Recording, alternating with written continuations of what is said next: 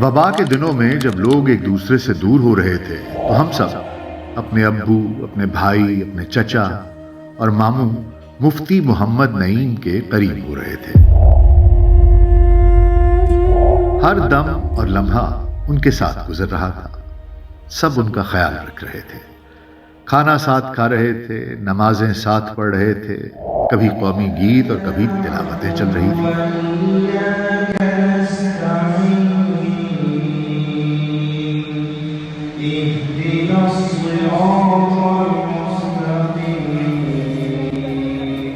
بچوں میں پیار بٹ رہا تھا، گھر کی خادماؤں اور ان کے بچوں کے لیے تعلیم کا بندوبست ہو رہا تھا۔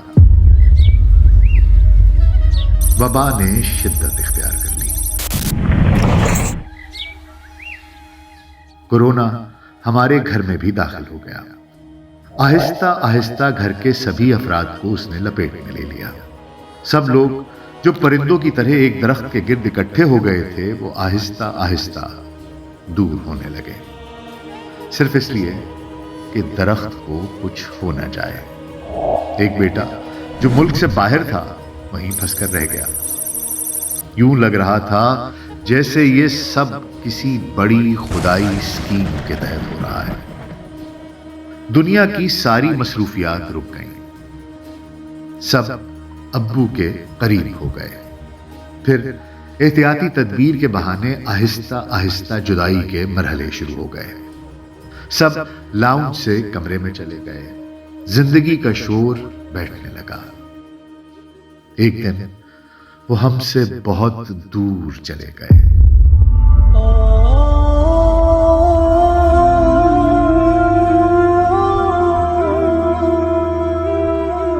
سارا شہر ان کو آخری بار دیکھنے نکل آیا۔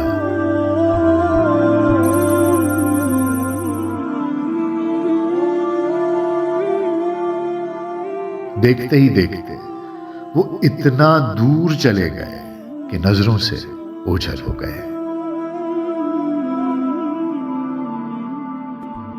وبا کے دن تو ختم ہو گئے، مگر غم کی رات طویل، بہت طویل ہو گئی۔